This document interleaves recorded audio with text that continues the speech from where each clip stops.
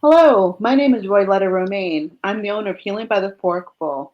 I'm a registered dietitian and a certified LEAP therapist from Boston, Mass. LEAP stands for Lifestyle, Eating, and Performance. I help my clients reduce or stop symptoms of inflammation, fibromyalgia, irritable bowel syndrome, migraines, and remind everybody that you can do this with food, not medication. You can find me on Instagram at Healing by the Forkful, or you can email me at healingbytheforkfulrd@gmail.com.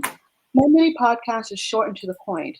A couple of times a month, I will bring you a new person that has been helped by LEAP or a provider that has helped several clients by LEAP.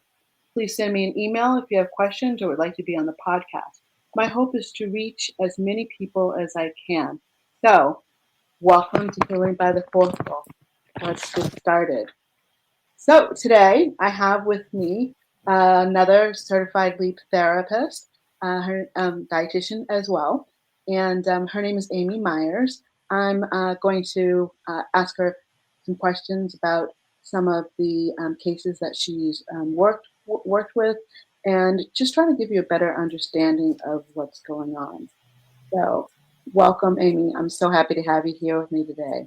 Thank you. I'm happy to be here. I'm going to let you introduce yourself, where you're from, briefly what got you interested in nutrition, what led you to become a certified LEAP therapist. Sure, of course. So in college, I kind of entered college undecided, but I always knew I wanted to help people. And I knew I liked the medical field. So I never really considered dietetics. I didn't know anything about it. So I went to one of these introductory classes in the medical field, and they told us about occupational therapy, physical therapy, and then there was this thing called medical dietetics. And that really appealed to me. So I learned about it and I applied, and I went through the program, and it was a program, it was called a CUP program. So I was able to get my internship right along with my classroom work. And so that was great. And there was no turning back once I learned about that. And so then after that, because I've always had an interest in food and, like I said, helping people. And so that just kind of all brought it together. After that, where I live, I'm from Columbus, Ohio, and I went to the State University. And after that, it was really saturated in Columbus. There was a lot of dietitians. So I had to kind of get some experience in a town outside of Columbus. So I worked at a nursing home, a 300 bed subacute nursing home. So we That's had, huge. it was huge. Oh my That's goodness. huge.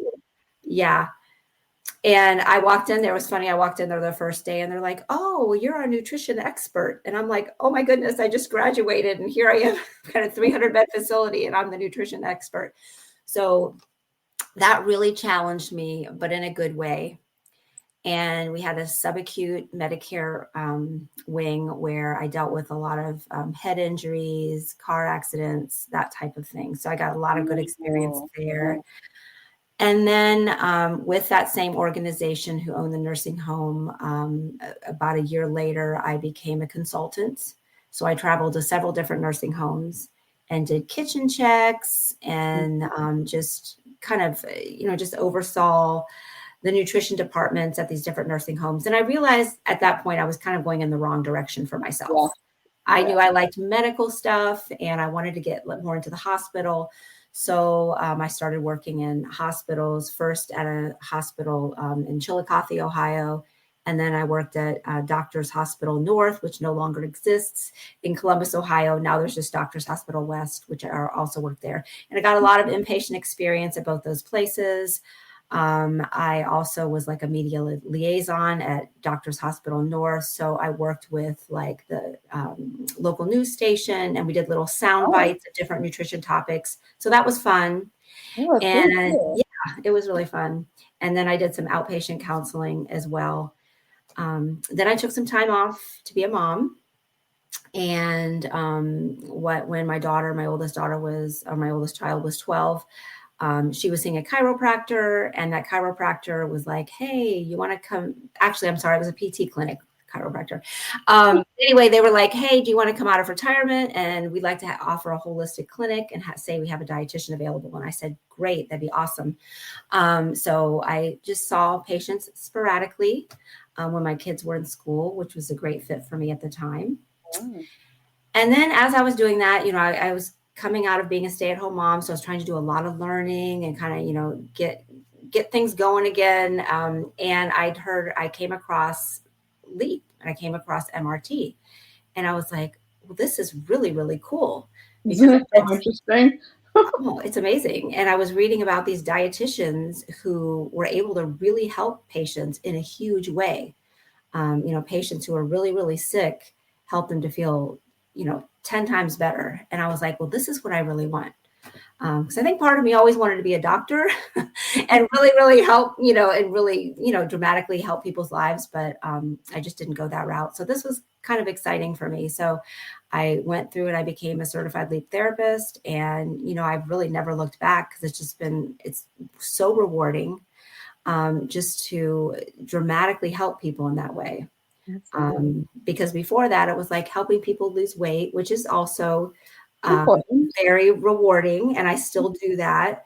But there's something to be said for someone who comes in who is having 4 migraines a week. And then a year later, they're having 4 migraines a year. Right. That dramatic change in their life and being a part of that was kind of what sold me. So you get to be the detective and figure out what exactly is going on. Because by the time they come see us for LEAP, they've pretty much done everything already. So we're hate to say it, but we're the last resort, and it works. Yeah. Oftentimes you're right. We are the last resort. They don't want to increase their medications anymore, or the doctor's like, there's really nothing else I can do for you. So then they come and they're like, well, let's try this. Why not? Absolutely. So I always like to ask each provider to explain MRT in layman's terms, because each time I learn something new, and it also just helps because we all have different ways of learning and processing information. So I always like for people to explain LEAP in layman's terms. Okay. Well, I'll kind of explain it how I explain it to patients. Maybe we're having a discovery call and they just want to learn more about it. And I tell them, actually, instead of food sensitivity, it's what we're actually looking for is food-induced inflammation, and what foods are causing our white blood cells to release inflammatory chemicals. And I explain that after someone's blood is drawn, we divide the blood into like 176 different samples. Each sample is inoculated with a different food antigen or food chemical. And then the people at the lab just gauge how many inflammatory chemicals or how much inflammatory chemicals are released in response to that food. And then that gets us our results. Are many inflammatory chemicals being released, or a small amount? Awesome. So, I love that. I like I said, I love listening to different people explain it different ways, because it just makes it more clear for me, and it helps me verbalize it to patients who are just not connecting with it. They know they want to feel better, but they just don't grasp what's going on. So the LEAP protocol is very unique, and a lot of times I hear, oh, there's not enough studies on this. And what do you say to those people? I say to those people that I've been doing this since 2014, and I have seen amazing results, I would say, in 99% of people. And the small percentage that don't maybe get results are because they just don't do the protocol. They're not very compliant. And really, I would say that, and then maybe there's one other person who I think that there's something else going on, and it didn't have to do with food sensitivities. But I always say, in the properly screened patient who's compliant, it almost all the time, there's some sort of benefit that I see, and usually dramatic. And I say properly screened, meaning I have them do a symptom survey to kind of ensure that they do have food-induced inflammation. And then I also like to talk to them about what's involved. I don't want somebody to just pay the money to do this protocol and then not really be prepared to actually do it. I want there to be some level of compliance. Yeah, there's a commitment to it. But on the other side, it's just like, whoa, how did I live like this before? Well, and that's what I tell people. I said, you can do anything for 2 weeks. Mm-hmm. Give it 2 weeks and then, go all in.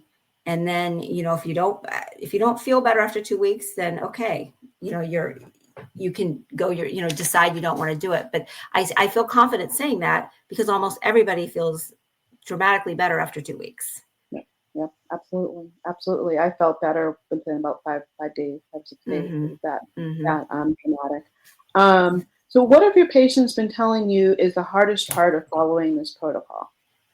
Oh, for sure. Those first 2 weeks.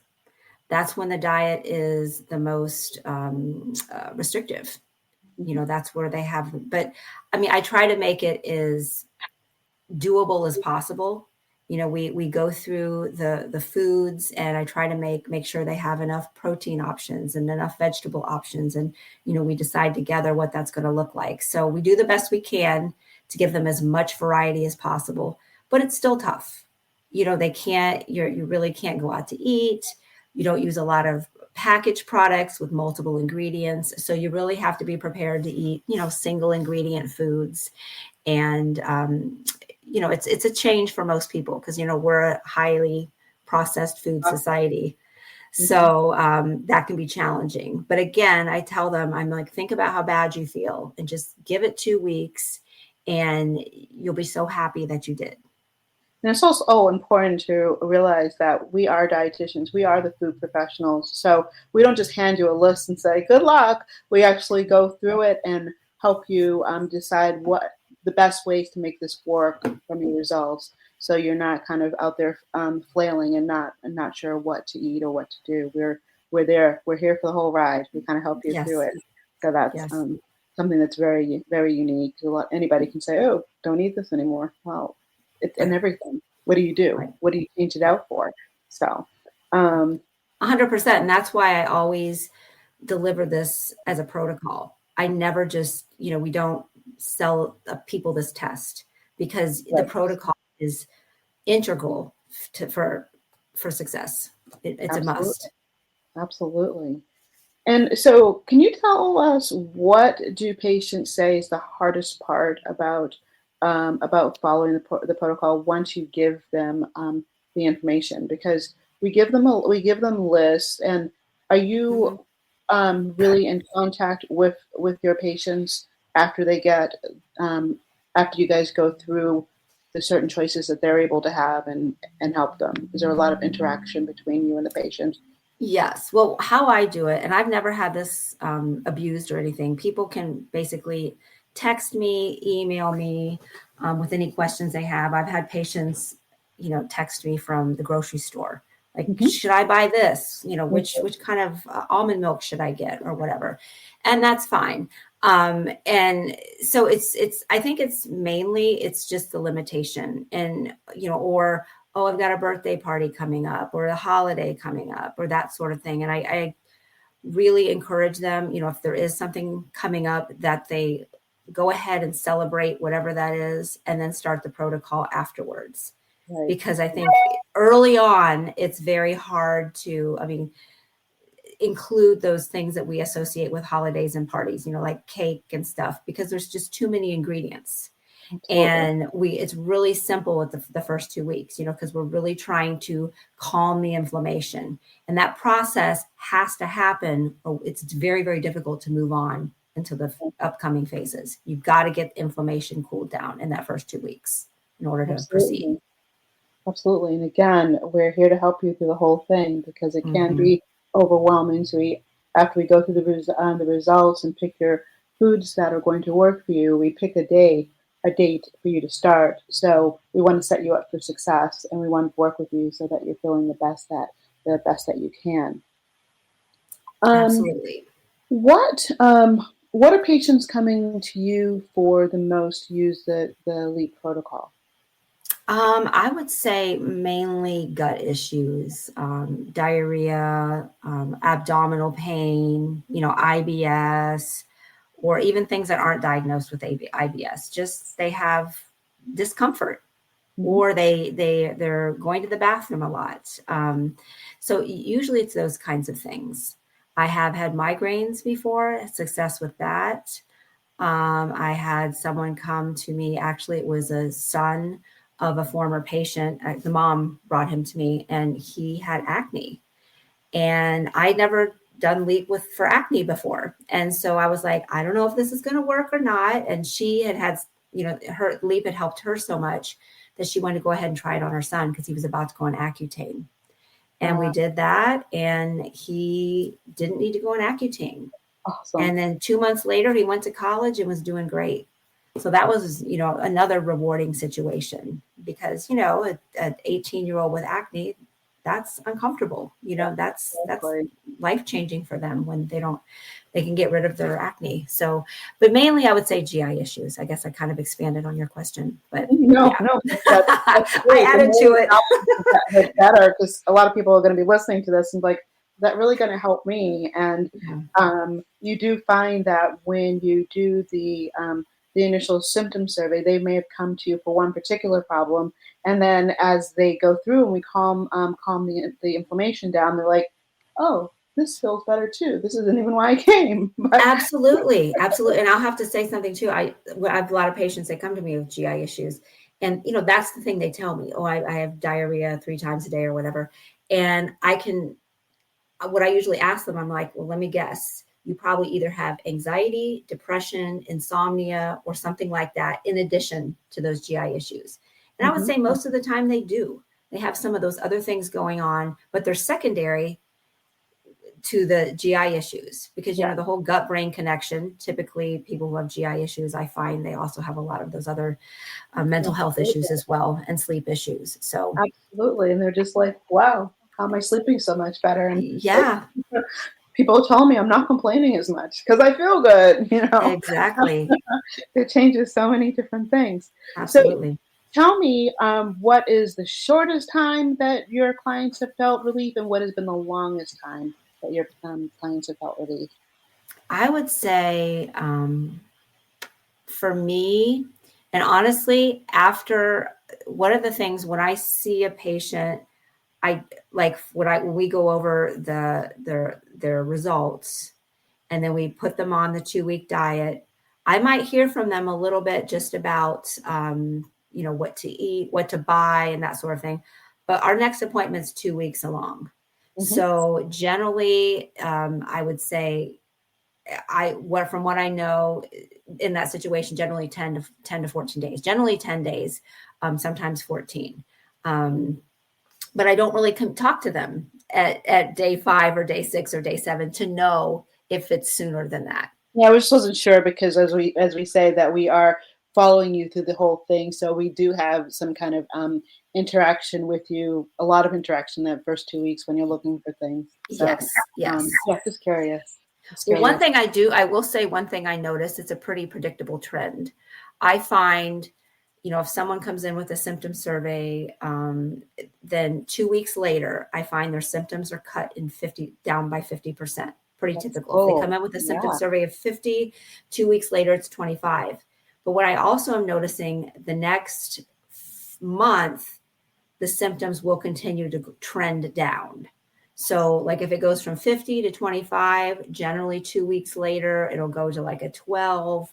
And then Hmm. maybe 2 weeks later, down to like an 5 or an 8. And then that's where it tends to stop. So, I Hmm. do find continually like a dramatic decrease the first 2 weeks, but then a slower decrease the subsequent weeks. That Right. tends to be what I see. Yep, I agree, and then that's also when you can kind of dig a little deeper and look into like toothpastes, mouthwashes, and different Sure. things that they might not even think of. Like that's not food, but we're still You're ingesting it, still so, ingesting it. so it does Mm-hmm. play a part in it. What Absolutely. is the longest time before you see one of your patients have relief? The longest period of time, do you think? Oh, goodness. I mean, I have to say, most of the time, I find by 2 weeks, there's some sort of relief. I I mean, have to agree. rarely has there been a time that it's longer than that. I do know, I think I've heard that, if you just have only joint issues, that it can take up to 6 weeks for something like that. But typically my patients have joint issues and other things. So we'll see relief before that. Right. So I really haven't had a patient where their only symptom required a long time. Generally, we see something before that. So I'll have to say it's been 2 weeks. Yeah, And I have to agree. I just want to make sure people realize most people are 2 weeks, but there are some that are outliers and have to yeah, hang in a little bit longer. that's true. Yeah, Mhm. yeah, that's true. What is your biggest success story, do you think? Well, I think a couple of them I kind of alluded to, but one was actually she was one of my first patients when she came in and had migraines 4 times a week, and those dramatically improved. And even a year later, I spoke to her and she said she had only had 4 the whole year. That's And she was amazing. like, it's a huge life change. I mean, having migraines is awful. So that situation, and then again, the young boy, or not young boy, but the boy with acne, that was a big deal. And there's just really been so many people though with GI issues. I mean, so many dramatic GI issue situations where people were where like needed to, everywhere they went, they needed to know where the bathroom was. Yeah. And then they have normal bowel movements, after doing this. I mean, that's life changing. It is. It's totally life-changing It because, like really you said, is. you don't have to know where all the bathrooms are. You're not canceling out on plans at the last minute. You know what you can eat. You know what works, what doesn't work, Right. and you're just more aware, and your quality of life just shoots right up. It Just does. really. Mhm. And along with those situations too, generally people often have like brain fog, and sometimes they've got like sinus issues. And so even though, like I alluded to before, even though their predominant situation or their predominant issue is the diarrhea, they find these other things clear up too. They have less brain fog and their sinus issues clear up. And those are other things they're like, wow, this is, like you said, this is pretty remarkable. I wasn't even complaining about this, but it's better. Yeah, it is amazing. Yes. I know you have to have some others. Any other success stories that you're just like, this was like, just blew my mind? Well, I mean, I had a gentleman with EOE, and I never pronounced that right, but it's where you have inflammation in your esophagus. And he, felt a lot better after doing, that I think all but went away.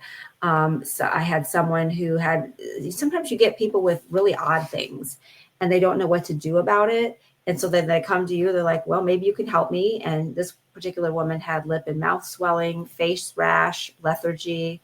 Wow. And the doctor was just treating her symptoms only, like steroid injections and pills, allergy testing. Nothing was conclusive.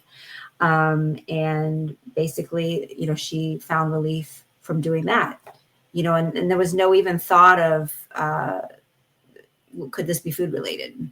Mm-hmm. So that was pretty great. A lot of IBS people. And then again, this particular person, IBS, she was constantly bloated, had headaches, tired all the time, no energy. That's another thing that tends to come back to the energy levels. She had depression and anxiety that were an all-time high. And she had more energy. Anxious because you're just like, I don't know what's causing this. Everything that I'm eating is something that's supposed to be good for me, but we can't figure out what the problem is. So I just have no idea. I put things in my mouth and I don't know what happened. So of course that would cause some Absolutely. anxiety. Mm-hmm. Yes. Well, and I think with the gut brain connection too, if your gut's messed up, then that's going to cause some mental health problems just because of the connection between the gut and the brain. And this one woman who had the IBS and all these other things, the headaches and the bloat, she not only had more energy, she lost the bloating, she lost some weight, and her headache was gone. She was able to lower her anxiety and depression medications. Awesome. She said it's the best she'd felt in years. So, that's just exciting when people say that. When they say, That's a this is the cost best I savings felt in years. Isn't that amazing? The cost savings of medications, the cost savings of buying, going to appointments, the cost savings of buying foods that you think are good for you, and they're not. Right. So Right. there's a lot to be said about knowing what your blueprint is, knowing what makes everything work well for your body. Right. Right. Right. So fantastic. And I've had also some people with eczema see improvement as well. And sometimes skin issues, that is one issue too, that can take a little bit longer. Mm-hmm. Mm-hmm. But again, generally after 2 weeks, you see something, or some of the other symptoms that they were experiencing get better. So you're on the right track. Right. And the patient feels confident that you're on the right track because they can tell something's going on, so in the right direction, something positive's happening. So cool. So cool. Yes. What would you say to someone who's debating about this protocol? Oh, I would say, why not give it a try? Because it's safe. And again, I've had so many people see improvement, and I really can't think of a reason not to do it, quite honestly. And I guess that's the bottom line. It takes some work, but the results are pretty darn dramatic. They are. Because there are so many people like, oh, I don't know if I can do this for 2 weeks. And you're right, 2 weeks is not a long period of time for the payout, what you're going to feel like after. Like, and we said, no side effects. You look at the news, you look at TV, and you see this is a new medicine for this, and then at the bottom, but it could cause this, and you're like, but I don't have that. You're like, but I might get it. So right. And most people I meet don't want to be on medication. Right. They understand that, and they don't want to be on medication. And like I said, you can do anything for 2 weeks. And if you feel, which most likely you are going to feel something after 2 weeks. And then, just think of your life not having these symptoms, how much better you're going to feel. And I think sometimes people are they're so used to feeling terrible that that's their normal. They don't even know anymore. They don't know what feeling good feels like. And if you could just get a taste of that and see what it feels, remind yourself what it feels like to feel good, and just, try it out. And, then you can just live a healthier, more symptom-free life. And it's so worth it. So worth it. It is so worth it. I do want to say that Amy and I are registered dietitians. We are not doctors. We're not suggesting that you stop medication. Never stop medication without speaking to your doctor and your healthcare team. If you need the dietitian that you're working with through this protocol, we're more than happy to talk to your doctor and work together as a care team. But we will never ever suggest that you stop taking medication. Oh no, nope. Yeah, I just like to put that out there, and that's absolutely true. We are not doctors, and I've never told anybody to stop taking any of their medication. That's between them and their doctor. If their symptoms get better, then they could, you hash that out with your doctor. Absolutely, 100%. So, but I think one thing I want to mention about all this is, sometimes people don't realize that foods that are, quote, healthy are often, I don't want to say often, but are sometimes the foods that are causing problems. Mm-hmm. I've had patients reactive to turmeric, which is supposed to be anti-inflammatory, or salmon, which is supposed to be good for you, or broccoli. You don't know what foods are causing, which foods are causing you problems. And the only way you can know that is to get, and basically what this diet is a starting point. Sometimes people go on elimination diets and they're just, they'll pick random foods to eliminate and random foods to eat. Right. You really have no starting point. This gives you a starting point, and it tells us where to begin. And then after that, the LEAP protocol is all about trial and error. You have your group of safe foods that you start off with. And then once your inflammation calms down, then you can safely challenge new foods one at a time and build that safe food group up. So you have more and more safe foods. Yeah, that's absolutely true, because each year there are over 10,000 different products that are introduced in the supermarket. And if you just randomly decide to get rid of one or two, and you have no idea, and no wonder you're feeling miserable because you don't know what you're doing. You don't have the support, but we're here to guide you and to support you. So it makes it a lot easier. I was going to say something about choices. We also find that some of the foods can be dose dependent. We also find that certain things can be reintroduced into your diet in different ways, different amounts. So again, as dietitians, we want to make sure that you are able to eat and have as many choices and selections as possible. So we work with you to make that happen. We don't want you to just randomly take things out. A lot of people take gluten out like this, but you need to have gluten in your system for you to take the test to see whether you have celiac disease. And some people just stop it, and it may not even be the reason why, but we won't find out because you've already not gone the right track and to do things the proper, orderly way, so that we can help you with that. Right. And I think another important point is, just because you come back reactive to certain foods doesn't mean that you'll never be able to eat those foods. Absolutely. Because we will try to reintroduce moderately reactive foods after 3 months. And then 6 months down the road, you can trial the high reactive foods. Because if your gut heals up enough, you might be able to tolerate those foods at that time. So I had a patient one time who was really, really upset because she came back reactive to garlic, and she ate garlic every day. But, I was able to explain to her that, someday you might, this may not be reactive food for you. Right. But, and even if it is down the road, maybe you're always reactive to garlic, then that becomes a personal choice in the moment. I'm going to eat garlic today and suffer the consequences, or I'm going to avoid garlic. But at least Yeah, the knowledge is key. Yes, the knowledge is super important to make an educated decision. Because there's nothing more frustrating than eating a meal and not knowing why you feel bad. Absolutely. But if you're willing to, not take the risk, but just say, okay, I'm going to eat this. I'm going to feel bad, but I'm going to eat it. This is my choice for today. Or maybe you can eat, like you said, a small amount and enjoy that small amount, maybe not have as drastic or as big of a symptom, as dramatic of a symptom. So it gives you some personal choice in the matter too. Just helps you make informed decisions. Yep.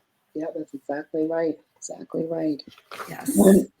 This has been wonderful. Do you have anything else that you'd like to add, or anything that you'd like to share with your patients as they're going through this journey? Yeah. Well, I just think that, again, this is here and it's available, and it's wonderful. Like I said, I've been doing this since 2014, and I've just seen dramatic results in patients. And I hate it when I hear people are just suffering needlessly with symptoms. And I feel like this is something safe to try, and that people should just think about what their lives would be like if they weren't dealing with chronic pain, or always having to know where all the bathrooms were every place they go, or at least knowing what's bothering you. I mean, I've had some pretty interesting things happen. One time I actually tested a child, and he came back highly reactive to coffee. And he was like 8 years old. And I'm like, well, this is weird. What 8-year-old drinks coffee? Well, I talked to the mom about it, because I was just like, this is really strange. The mom said sometimes she would give her cup to her son and let him drink some of her coffee. Because they're like milkshakes now. People don't think about it anymore. Yes. And he was like, that was one of the highest reactions I'd ever seen. Like, it was way high on the chart. So, I mean, that is just something simple. And I think she was just giving him a couple sips, not realizing it was causing so much inflammation in his body. Wow. So it's just like, but having that knowledge is huge. And, and sometimes it's challenging. I've had vegans and vegetarians come in, and they are like, some of them have been highly reactive to a lot of beans. And, that's challenging because that's a huge protein staple for the vegan diet. So that involves a lot of, finagling, and that can be challenging. Or sometimes I've had men who are really like their meat and potatoes come in, and they're highly reactive to beef and chicken and white potatoes. And I'm like, oh no. So those are some of the tougher cases I have. But generally it's you're able to work out a good food list that the person is happy with for the first 2 weeks. And we talk, and I send them recipes, and I send them product ideas, clean product ideas. And we talk about how to put things together to more than just survive the first 2 weeks. That's such a big difference working with a dietitian. Because again, I can't stress enough, so many people will just give you a list and be like, good luck, hope you feel better. But they're just not in it with you, and we are in it with you to make absolutely sure. Well, that is not sustainable. Right. I mean, my patients, we go through, we have this initial, phase 1 where we do the initial 2-week thing, and then the food challenges, and that lasts a long time. And then before I stop seeing a patient, we talk about maintenance. What can you do to maintain good gut health so this doesn't happen again? Right. And that involves, just not eating the same thing every time. That involves, if you go on antibiotics, make sure you take a probiotic with it. It involves eating a well-balanced diet full of fiber for good gut health. We talk about ways to prevent this from happening again. But no, it's not just, you don't just get a food list. It's so much more than that. And those don't work. They don't work. I mean, you can't do that and sustain it forever with that kind of thing. And I only will use MRT, the Mediator Release Test, because all the other ones just, they don't do what this one does. Right. Some of them are IgG based, and you could have elevated IgG levels to a food because you eat it all the time. That's not an accurate representation of sensitivity. So, anyway, it's just, I think the test is amazing. I think the protocol is amazing. And I just, encourage people to check it out. If you're suffering with symptoms, if you're suffering from food-induced inflammation, I mean, it's the only way I know of to successfully address the issue. Absolutely. I 100% agree. It's been so great talking to you and hearing all of your success stories and how kind and how you work with each of your clients individually. So I appreciate you spending the time with us. So I just want people to remember that inflammation just isn't arthritis. It's brain fog. It's joint pain. It's IBS, migraines, fibromyalgia, even diabetes and heart disease. So the list goes on and on. And remember, as Amy and I have said several times, we don't just give you the results. We test, we don't guess, and then we move you along so that this is doable, so that you'll be able to live a less inflamed life, if you will. So I have to ask you, why wouldn't you just start with food? So give myself or give Amy a call or an email. Her information will be below in the show notes, and we look forward to helping you feel better. Yes, thank you for having me, Willetta. Thanks so much.